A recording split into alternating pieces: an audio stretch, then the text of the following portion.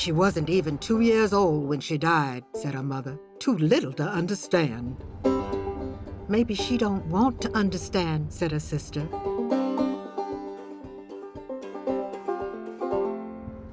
Ohio had been calling itself a state only 70 years when first one brother, and then the next, snatched up his shoes and crept away from the lively spite the house felt for them.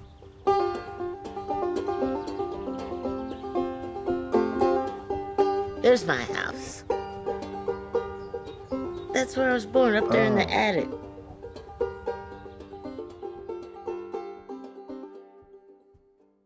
My mother said it was very cold up there.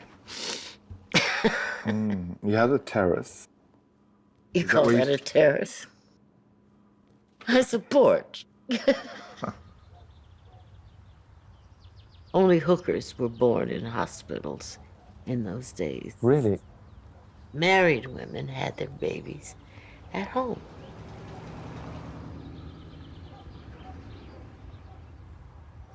For a baby, she throws a powerful spell, said Denver. No more powerful than the way I loved her, Sethe answered. Who would have thought a little old baby could harbor so much rage? We could move, Sethe suggested once. What'd be the point? Not a house in the country ain't packed to its rafters with some dead Negro's grief. We're lucky this ghost is a baby. This is me in the first grade with a dress my grandmother made. It was red, and I have this bow in my hair that is braided so tight you can barely close your eyes. That little girl is now often called America's national writer, their first lady of literature. She's now an honored citizen of her hometown. Who is Toni Morrison? Zoe? It says here that Toni was the first African-American and the 8th woman to win the Nobel Prize. I think that's cool because she must have inspired a lot of African-American people. What would you thank her for? I would thank her for writing these books because so we know how people feel back then. She shows what African Americans had to go through. Now I can have friends that are different races like Julian because he's my best friend. Discrimination is still going on till today because some people hate the president that we have because of his race. Toni Morrison has reimagined her own past, and with it, that of Black America, especially of Black women. I always felt like a partial American or as kind of a fraudulent American. And finally not American at all, just I felt like a Black person. But when this Nobel Prize was given to me, I felt American, probably for the first time. Toni Morrison får årets Nobelpris i litteratur.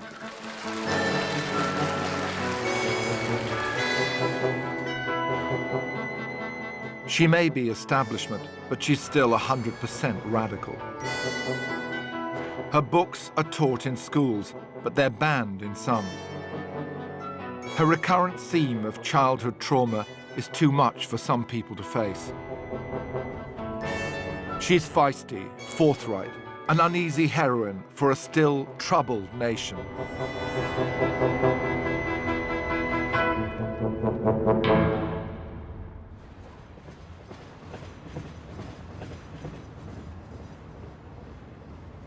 Nowadays, Toni Morrison lives in an apartment high up in downtown Manhattan.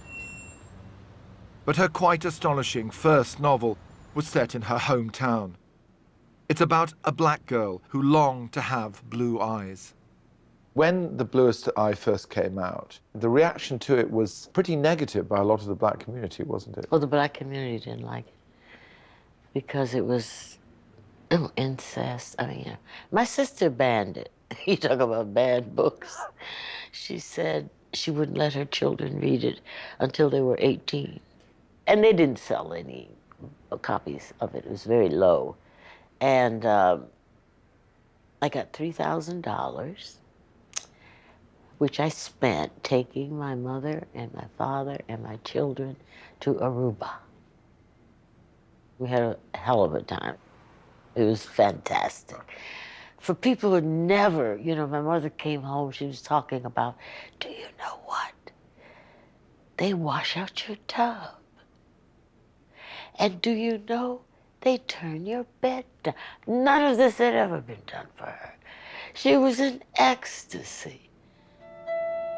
That was the benefit of The Bluest Eye for me. The main character, Piccola, is the victim not just of white society, but of her black father. There were no marigolds in the fall of 1941. We thought at the time that it was because Piccola was having her father's baby that the marigolds did not grow. We could think of nothing but our own magic. If we planted the seeds and said the right words over them, they would blossom and everything would be all right. We had dropped our seeds in our own little plot of black dirt, just as Piccola's father had dropped his seeds in his own plot of black dirt.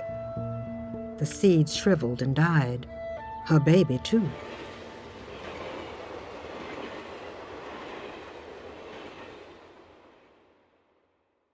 The trigger for that creation of Piccola in The Bluest Eye Was, in fact, a girl that you met at school, was it? It was.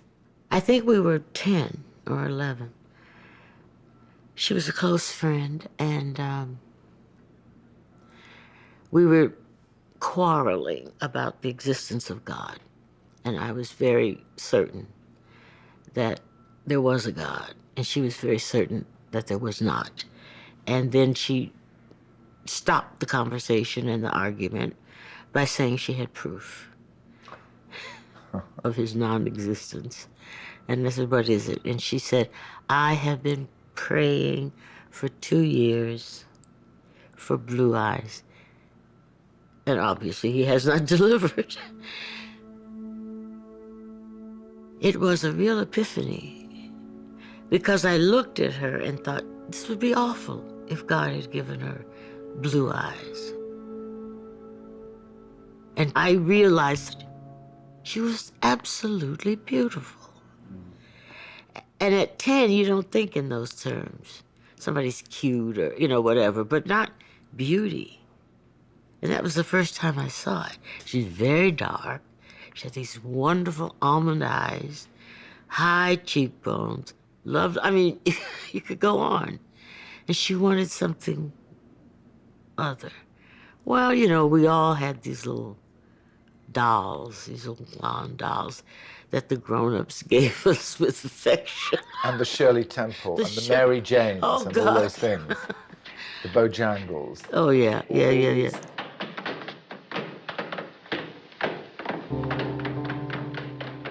I hated Shirley Temple, not because she was cute, but because she danced with Bojangles, who was my friend, my uncle, my daddy, and who ought to have been soft-shoeing it and chuckling with me. Instead, he was enjoying, sharing, giving a lovely dance thing with one of those little white girls whose socks never slid down under their heels.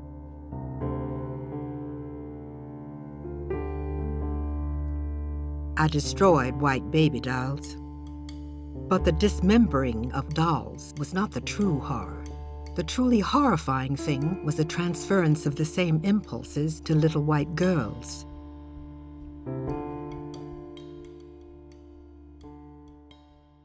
Is that what drove you to write? Because you had to tell a story because you felt it hadn't been told? I thought somebody probably wrote that book, but I didn't know what it was. And every little black child in literature or in theater was a joke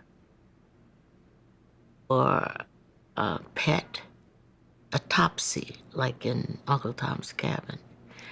And I was one of those little people, and I wanted to read about such a child. It took 5 years for me to write that really small book, to pay attention to this child. It may be, maybe she's in difficulty. She's obviously hurt. She's abused and misused. But take her seriously, please. It was a world full of secrets. There used to be a house behind our house. A small little, almost like a shed. And a woman lived in there, and her name was Trope. We were not allowed to go there. My grandmother thought she wasn't a streetwalker, but she invited people in.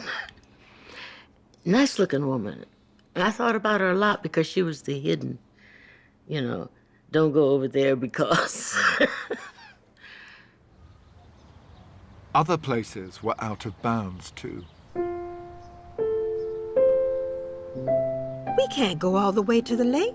Yes, we can. Come on. We walked down tree-lined streets of soft gray houses leaning like tired ladies. The streets changed. Houses looked more sturdy, their paint was newer, porch posts straighter, yards deeper.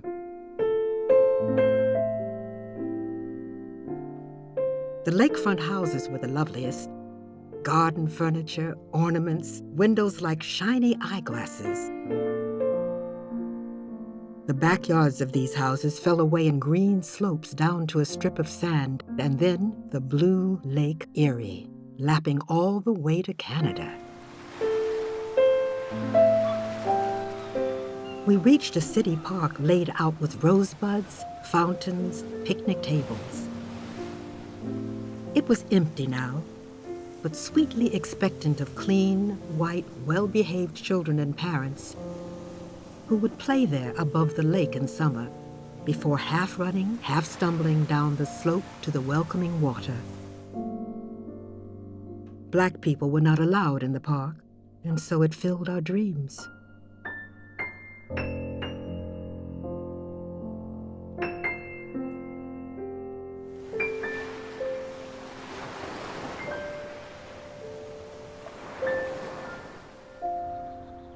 Toni was looking back to her childhood in the 30s and 40s, the sense of exclusion, the longing to be white. But she was writing this in the 1960s. There was a black proposition around, and black is beautiful in the 60s, and a sort of sense of, let's move on. But you weren't ready to move on. You wanted to go back. No. I thought there was this little, I understood black is beautiful. But that was a generation a little bit younger than me. And I thought, wait a minute, you have to say that? Of course we are. And then, is that all? It's about beauty again? Is that what makes us human? Acceptable? And besides, it's too frail. It was part of what I really despised, which was addressing white people. Who are you talking to? You talking to me? No, I know I'm beautiful. Or it doesn't matter to me. You're talking to white people who are saying you're not, and therefore you should be segregated or oppressed. I'm not talking to white people. I'm talking in my books. I'm reading them. So I'm talking to me, which means I'm talking to black people. Whereas actually whatever black is beautiful was, it was a sort of, belonged to the white gaze. That's right. It was the white man's gaze. Which is your phrase, which is... Yes, that's what I wanted to avoid. Once, I always say this, once I took white people out, I say white men, but I meant white people, it's like the whole world opened up. You could imagine anything, everything. It was instead of that little, what Jimmy Baldwin used to say, inside each of us, a little white man lives on our shoulders. What's remarkable in your books is the empathy you show for men as well as women. Even the rapist of this vulnerable child, he himself is vulnerable. There is that terrible scene Yeah, where he is caught. His first sexual encounter. Yeah, when he's innocent. He's innocent. After some trouble with the buttons, Charlie dropped his pants down to his knees. But the excitement collecting inside him made him close his eyes and regard her moans as no more than pine sighs over his head. Just as he felt an explosion threaten, Darlene froze and cried out. He thought he'd hurt her, but when he looked at her face, she was staring wildly at something over his shoulder. He jerked around. There stood two white men, one with a spirit lamp, the other with a flashlight. There was no mistake about their being white. He could smell it. This is one character of many in here. And he is, in a way, the villain of the piece, you could say, if you read it. And yet there were so many stages in his life and in his experience. And they don't necessarily come in sequence. That's the other thing about your books. We get some clues, a bit like a detective story, and enough to intrigue us. It's like life, isn't it? Things happen, you're not quite sure what happened, then suddenly it all makes sense later. Blazes before you. I don't read my books, except publicly when somebody asks me.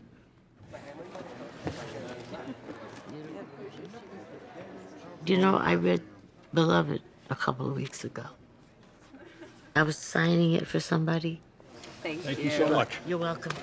And I just happened to turn to the first page. And I started reading. And I kept reading, and I kept reading. And I said to him, something I normally don't say, I sometimes think. I said, it's really good. Now, when you've been reading passages from The Bluest Eye, I'm thinking the same thing. Did I do that wrong? You cannot do anything wrong. I wish the world knew that. Thank you for everything. She's my reason for being a literary critic. And inspired by S. Solomon, S-A-L-A. Am I? S-H. It took all my strength. Sure. Oh, It took my parents' imagination. yeah. Thank you very much for being you. So many of my students tell me, I just love The Bluest Eye. Thank you, Ms. Morrison. And it's because it's a book that has saved a lot of girls. I thought about asking you to sign your name on my arm under your quote here. Well, my goodness. The first time I saw her, it was so amazing to see and a little bit alarming how people glommed onto her. You have a good night, thank you. It was a largely black crowd, and they were so proud of her and also wanting the connection that I yearned for myself. Because anyone with that kind of understanding of black life, let alone maleness and femaleness, you do want them to cozy up to you and tell you a few things about how to live yourself. You were fantastic.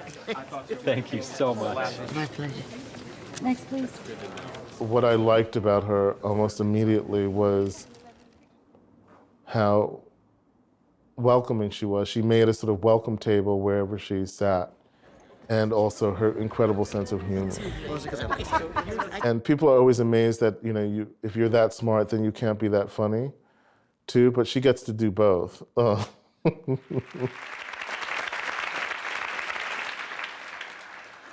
Would you get us started with a reading from that novel before we start our conversation?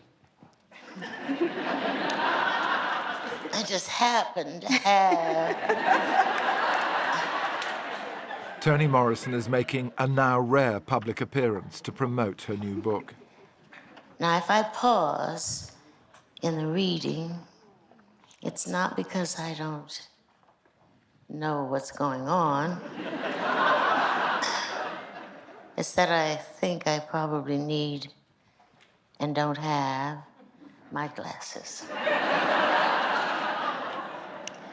At any rate, I'm just going to read a couple of pages in the voice and tell the story of a young girl who is called Rain, because that's where the people who are taking care of her found her, sitting on the steps, shivering in the rain. I don't want to kill them like I used to when I first got here. But then I wanted to kill everybody until they brought me a kitten. She's a cat now, and I tell her everything. My black lady listens to me tell how it was. Steve won't let me talk about it, neither will Evelyn. They think I can read, but I can't. Well, maybe a little signs and stuff.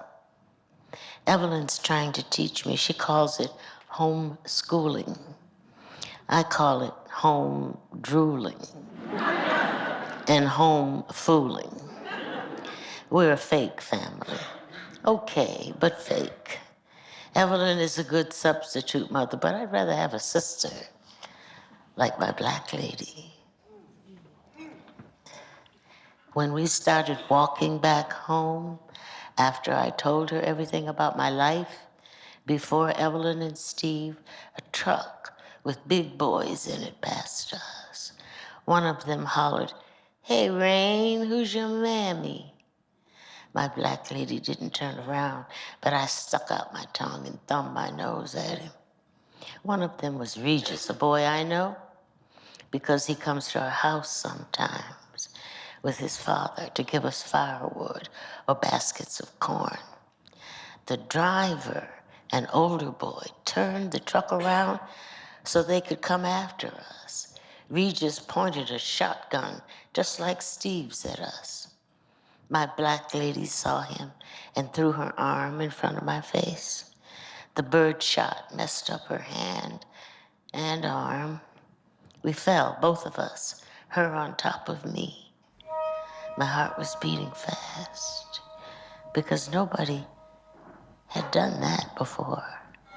I mean, Steve and Evelyn took me in and all, but nobody put their own self in danger to save me. You really inspired me. Good. Toni has a fantastic memory, especially for childhood.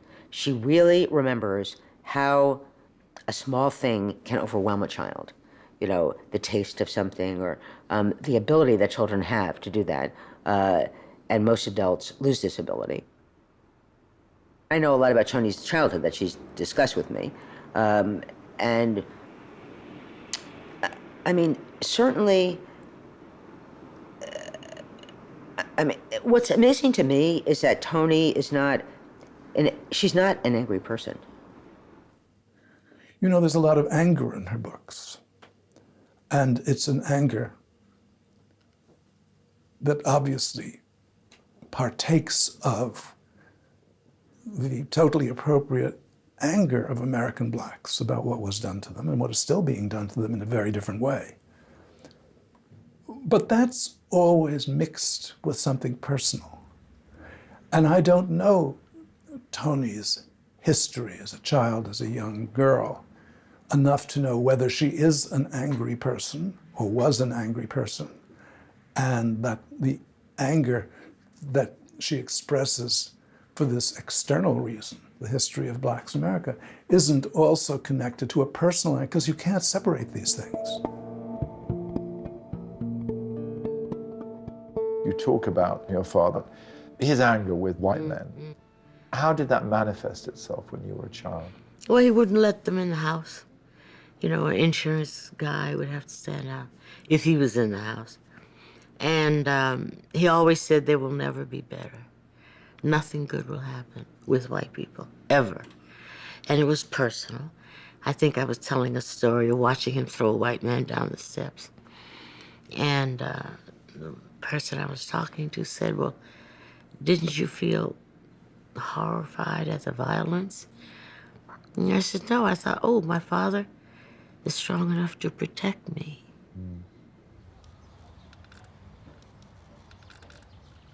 You have to know that we were evicted from every place.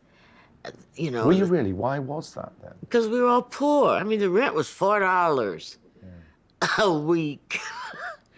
Sometimes you can't make it. My father's working 3 jobs. My mother's not working. So I don't know how. $4 doesn't sound like much, but for them it was. You know, you get 25 cents here, 30 cents there. You got You got to do stuff. But my mother, when they put the eviction notice up on the wall, she just snatched it off. We were always moving, and everybody was moving because you couldn't stay anywhere. The money ran out. And then, wonderfully, for improvement, there was World War II. People of my father's age, say 38, 40, with a family, were not drafted and got jobs in shipyards. He was a welder. A welder, paid decent money. And eventually, we bought a house.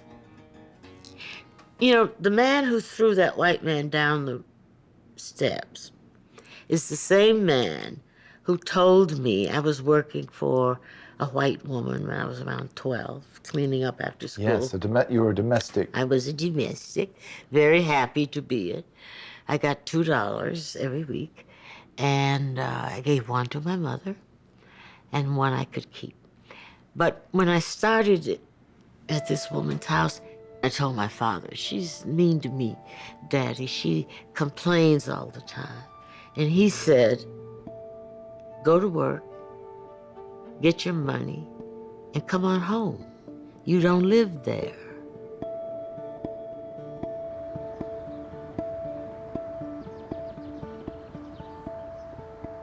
One place she virtually did live was the local library, where she read and read, and later got a job that she much preferred to cleaning. In those days, children's books, the fairy tales, were on the bottom shelf where you could read them. And the next shelf was Faulkner or Tolstoy. Yeah. There was no YA, young adult. There was no transition physically. They just put all the fairy tales down there, and then they got serious. My grandparents, they were Southerners. They were sharecroppers. They were unschooled, and they couldn't read. They were in a world where it was against the law to read. You could go to jail or be fined if you were white and taught a black person to read. That says it all about reading. So my family took the whole thing very seriously. It was like a revolutionary act. So as a child, she read all the classics. But stories also came from her mother, who was brought up in the South. My mother was 8 when she left. She talked about the South like it was paradise. Did she? Oh, yeah. She talked about ghosts that she'd seen in the woods. She talked about relatives. And it was like this fairy tale place for her. And she was always smiling when she remembered it. But she never went back. My father, who said he hated it, went back every year to visit relatives and so on. And then there were ghost stories at your... Oh, yes. Ghost stories, killings. I mean, think of Little Red Riding Hood. That's grotesque. Every story was a horror story.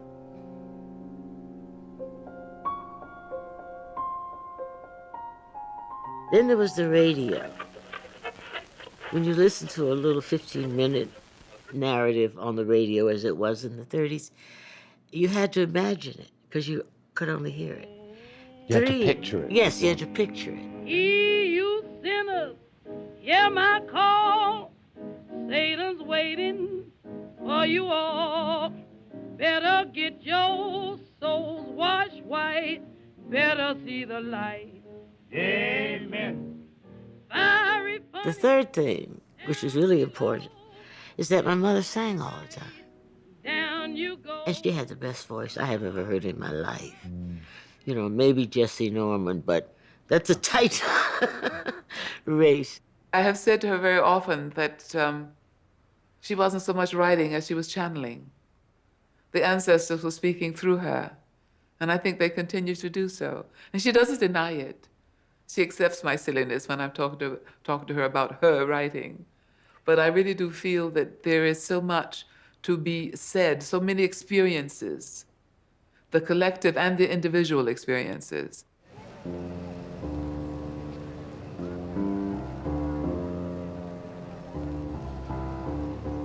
She doesn't spare the rod, she tells the truth. And she tells it in a way that makes it possible for people who are resistant to this history to simply, they're forced to embrace it, forced to acknowledge it, and forced to recognize the power of her words, my goodness. It's after the Civil War, and black Southerners are establishing their own settlements in the West. Here, freedom was not entertainment like a carnival or a hoedown that you can count on once a year. Here, freedom was a test administered by the natural world that a man had to take for himself every day.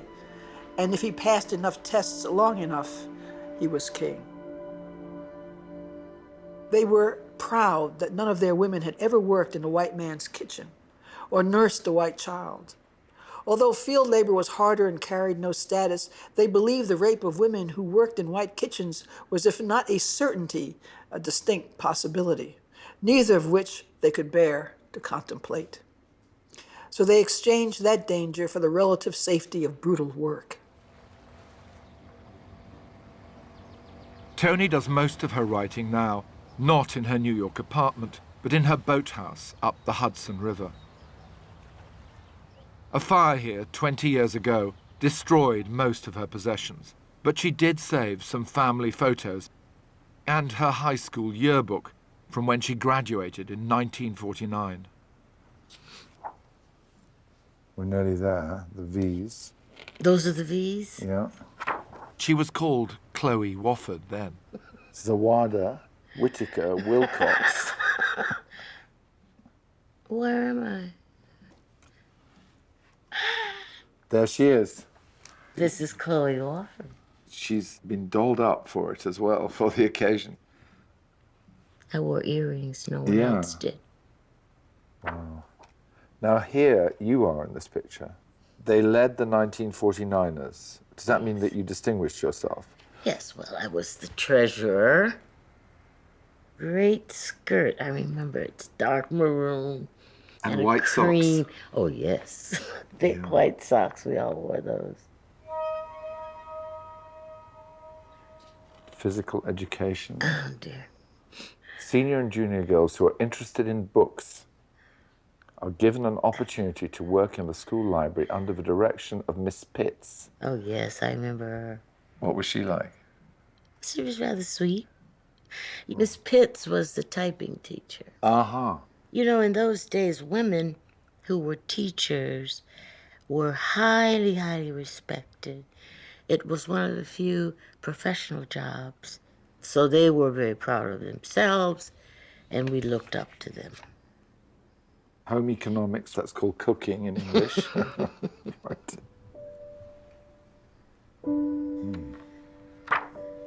Dear Lord.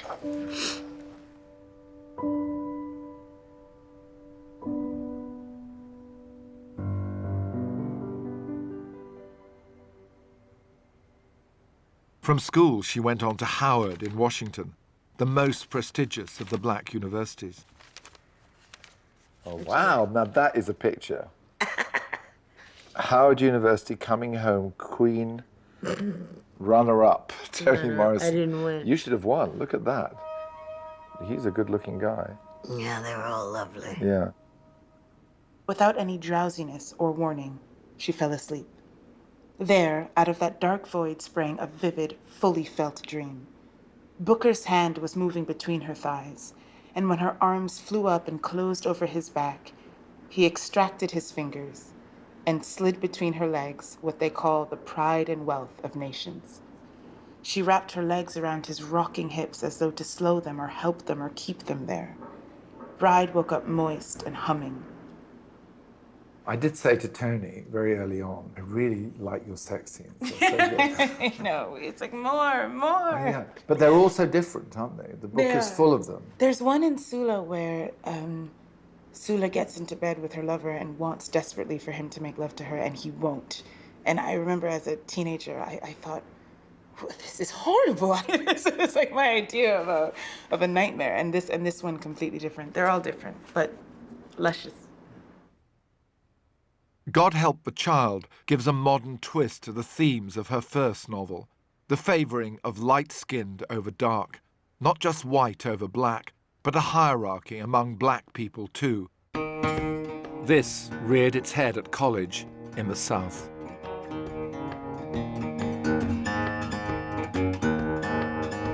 You know, I learned about what we call skin privileges when I went away to college. Powerful racial discrimination. If I saw a white man walking down the street and I was by myself, I'd cross the street. If I saw a black man, I would run toward him for safety. And on campus, where I was feeling safe and happy, there was this other kind of discrimination, where people were ranked on the color of their skin socially. In the new novel, the main character is rejected by her mother because she is too dark, but as an adult, makes a virtue of her ebony blackness. I became a deep, dark beauty who doesn't need Botox for kissable lips or tanning spas to hide a death-like pallor. I sold my elegant blackness to all those childhood ghosts.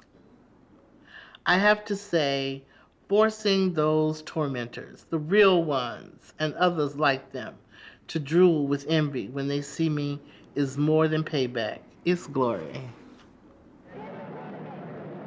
Toni Morrison studied and later taught at Howard. Her friend, Jessye Norman, was there soon after. Unlike Toni, Jessye was brought up in the South.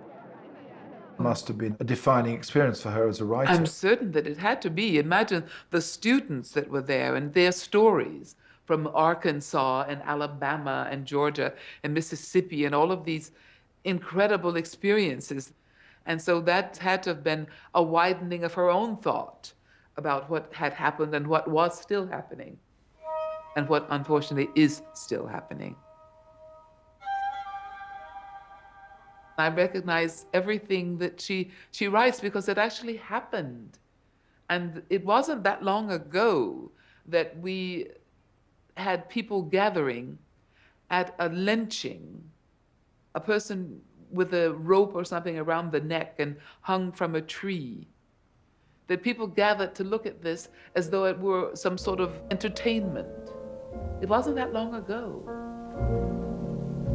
Southern trees bear a strange fruit. Lynchings carried on well into the 20th century. And blood at the root. This was in 1911. Black bodies swinging in the southern breeze. It was fashionable to take photographs of lynchings and circulate them as postcards. From the poplar tree.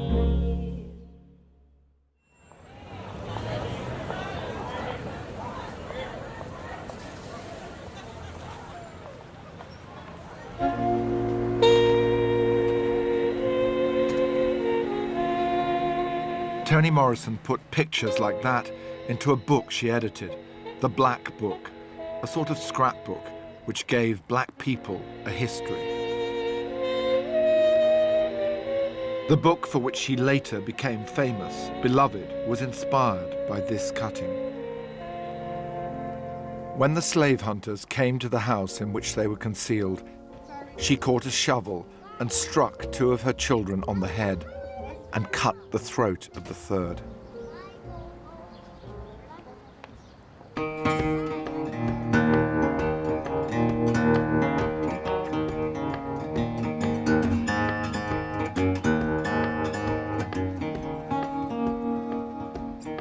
The Black Book was the fruit of the civil rights movement and Black Power. She was now Toni, not Chloe, and Morrison after a man she'd married and divorced. she was working in publishing. It was her form of activism. I thought, I'm not out in the streets marching.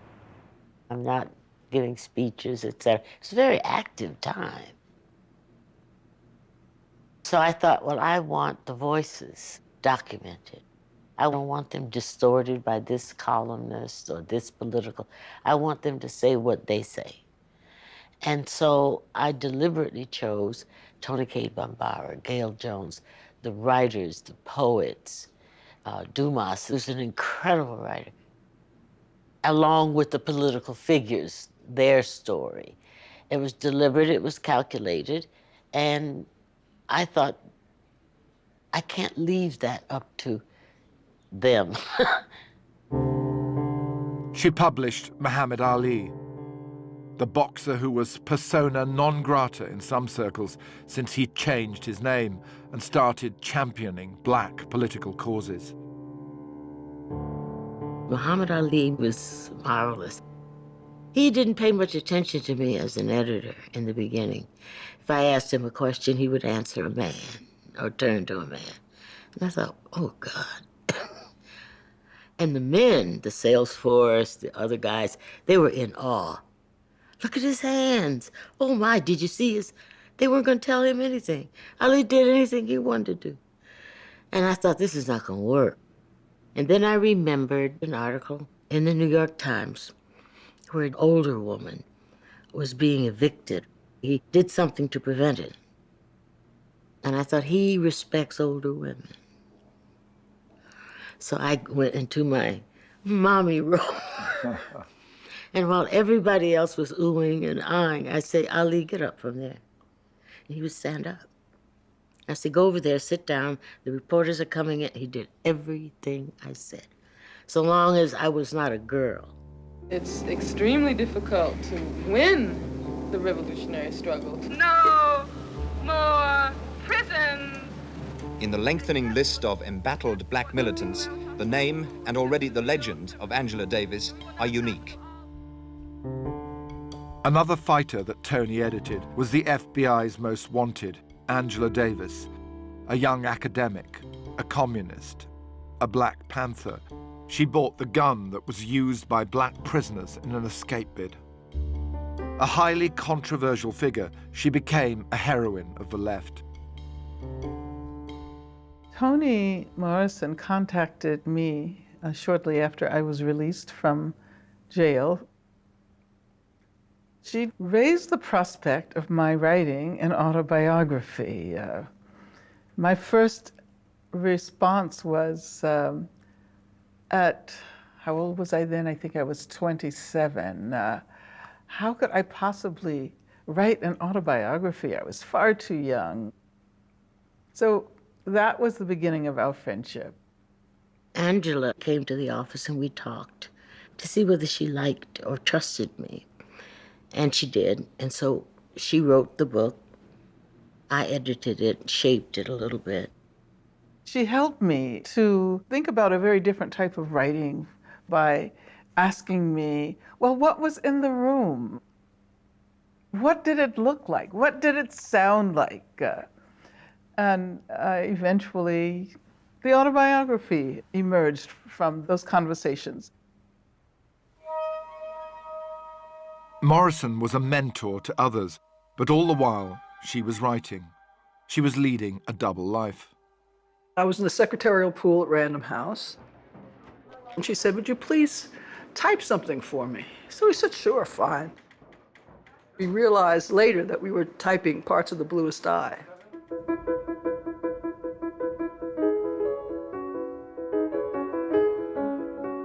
I would often ride with her from her house to the office in Manhattan. She always had a small pad nearby and a pen. And when the traffic stopped, she would write something. She was also a single mother with 2 small sons.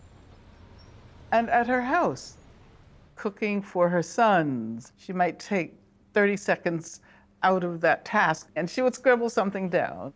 She was really so immersed in the lives of her characters that she was living simultaneously in two worlds. How did you manage all that? I am only aware now of the errors I made, the difficulties, because during the time of rearing them and working and running about, it was just the next thing to do. I remember sitting in my office with a yellow legal pad, and I was so overwhelmed, and I wrote a list of everything I had to do, everything. You know, something my mother, something New York Times, you know, everything. And then I decided to write what I wanted to do. And there were two things. The first was mother my children. The second was write books. You think I don't know what your life is like just because I ain't living it? I know what every colored woman in this country is doing. What's that? Dying, just like me. But the difference is they dying like a stump. Me, I'm going down like one of those redwoods.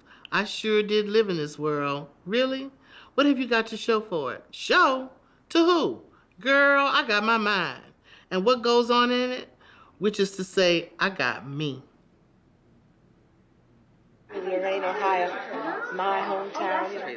After the success of her third book, Song of Solomon, she gave up her job in publishing to write, though she kept one foot on the ground by teaching too. She wasn't just championing women and their lives, she wanted men to be free too.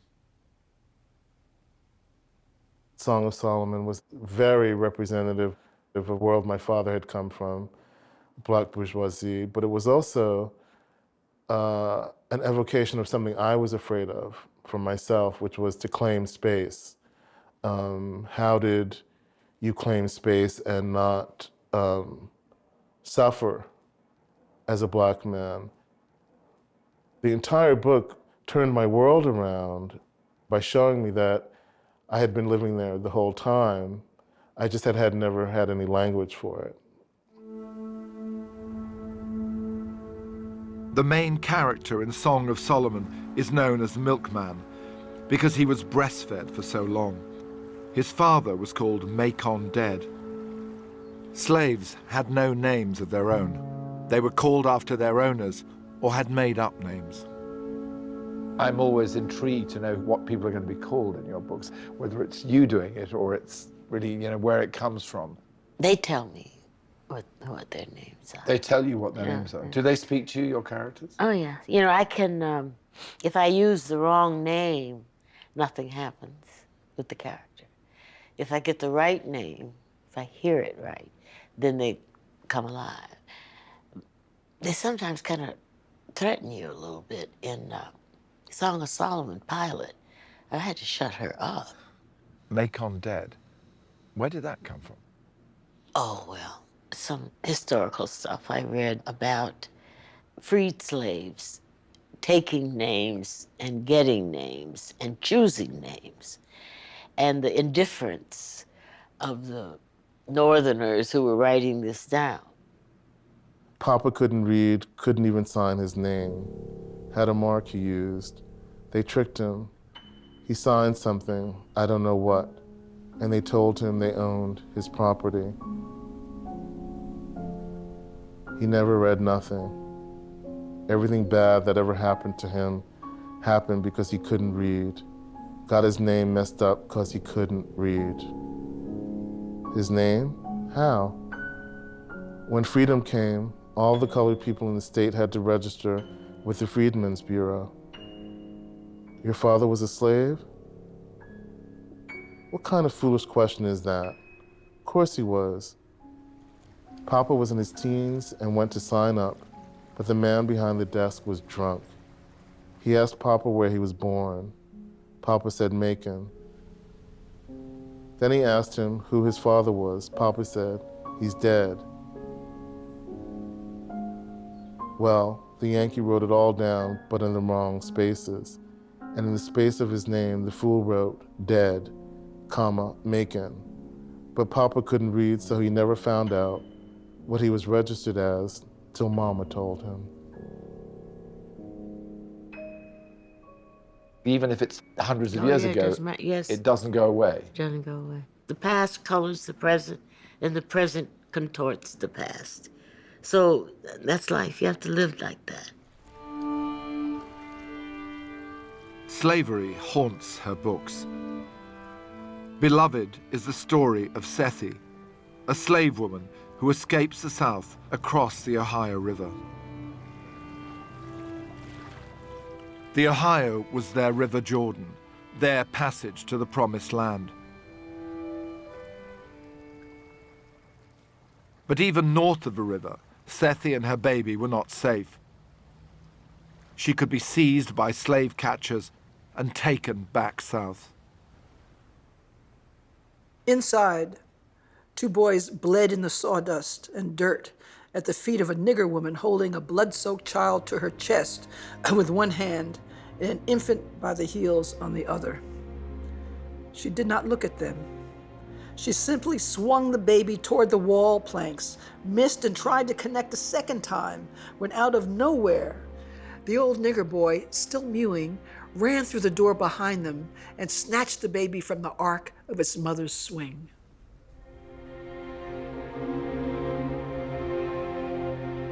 It's the dead baby, Beloved, who returns to haunt Jessye's house. This slave pen was just south of the Ohio River, on a farm in Kentucky. A farm like Sweet Home, where Jessye was raped and savagely beaten. My great-grandfather I got to see every day, and he was born before slavery ended. And his family was brought across from Virginia into Kentucky.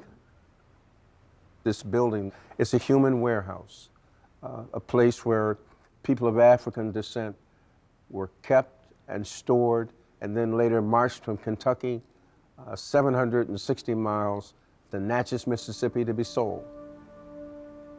Sold by skin color, by skill. One of the myths is we were only good for farm labor. My great-grandfather was the Westmoreland's blacksmith. As my dad told me when I was 8, anything that was made of metal on that plantation, my great-grandfather made it. So their value was twice that of the ordinary slave, sometimes 3 times. In America, one of the most painful parts of being despised is being told you're nobody, and that you have no history, you have no value, and that you're just a burden, a waste. People think that we came here to take something, to be given something. This building teaches that we came and we had value, we built, we contributed, and that when people needed money, we were sold just like a tractor or something of real value. And that in the process, these people with dark skin, people with beige skin, people with almost white skin, helped build America.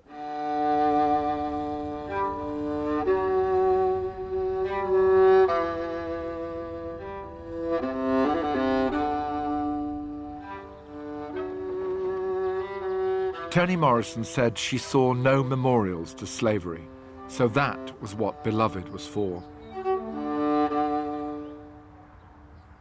Her words inspired people to make a memorial. There is no place you or I can go to think about or not think about, to summon the presences of or recollect the absences of slaves. There's no 300-foot tower.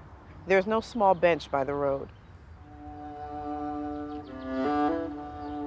This is now a place to sit and remember. She shouted, "Let the children come," and they ran from the trees toward her. "Let your mothers hear you laugh," she told them, and the woods rang. The adults looked on and could not help smiling. Then, "Let the grown men come," she shouted. They stepped out one by one from among the ringing trees. "Let your wives and your children see you dance," she told them, and ground life shuddered under their feet. Finally, she called the woman to her. Cry, she told them, for the living and the dead. Just cry. And without covering their eyes, the women let loose. It started that way. Laughing children, dancing men, crying women, and then it got mixed up. Women stopped crying and danced. Men sat down and cried. Children danced. Women laughed. Children cried until, exhausted and riven, all and each lay about the clearing, damp and gasping for breath.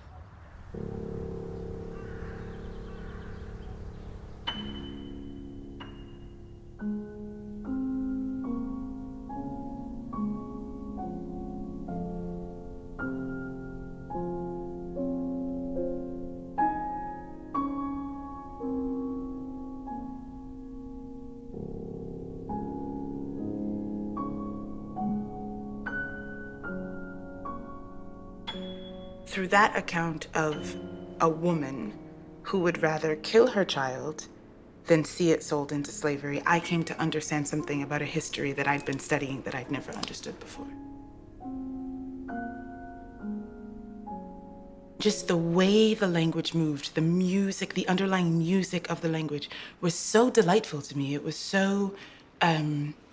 just so intensely pleasurable a reading experience, notwithstanding the heartbreaking subject matter, that I remember thinking, not only is this the way that I want to write one day, this is the only thing I ever really want to read.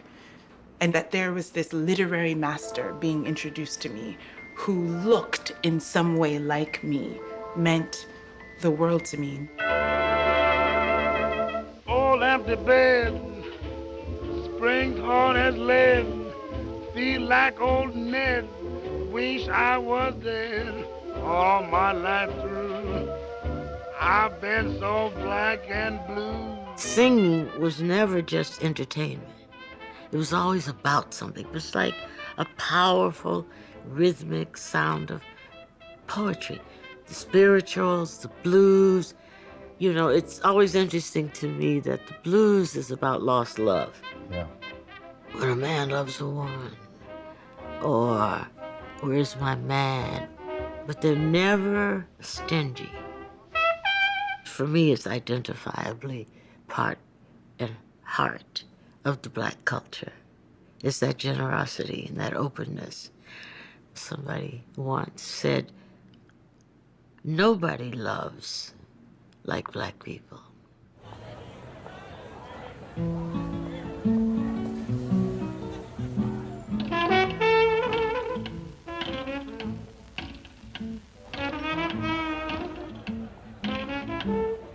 When spring comes to the city, people notice one another in the road. On trolleys and park benches, they settle thighs on a seat in which hundreds have done it too. Copper coins dropped in the pan have been swallowed by children and tested by gypsies. But it's still money, and people smile at that. It's the time of year when the city urges contradiction most, giving you a taste for a single room occupied by you alone, as well as craving to share it with someone you passed in the street.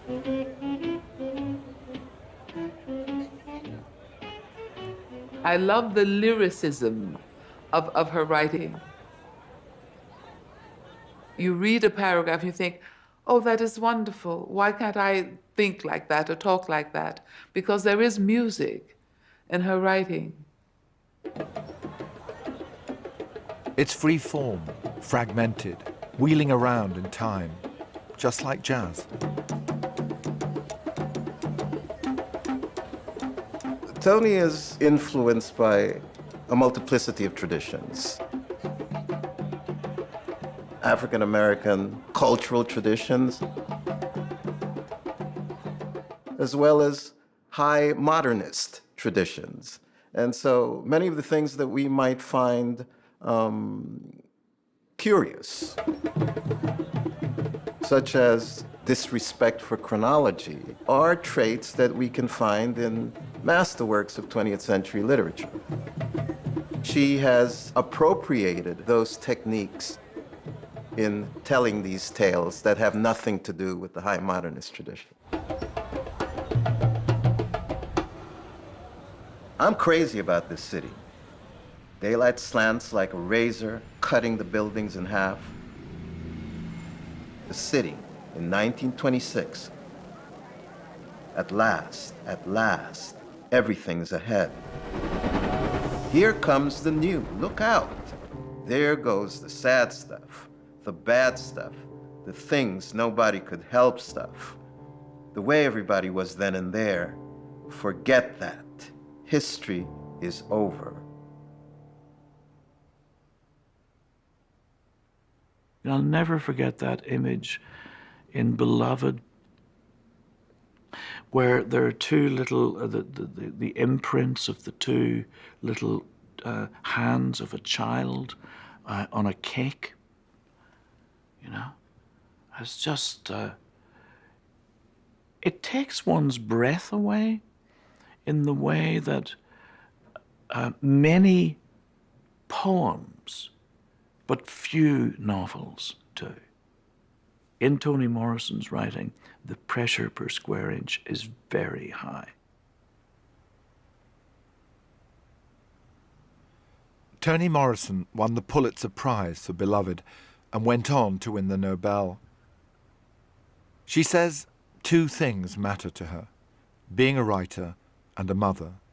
She's always been both.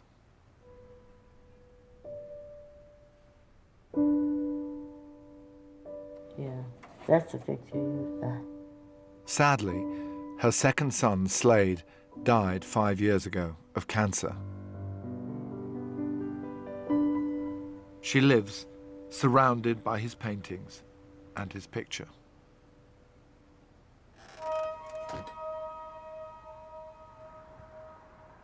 They will blow it, she thought. Each will cling to a sad little story of hurt and sorrows. What waste. She knew from personal experience how hard loving was, how selfish, and how easily sundered, withholding sex or relying on it, ignoring children or devouring them. I was pretty once. She thought real pretty, and I believed it was enough. And now she lived alone in the wilderness, knitting and tatting away, grateful that at last, sweet Jesus had given her a forgetfulness blanket, along with a little pillow of wisdom to comfort her in old age. I like her.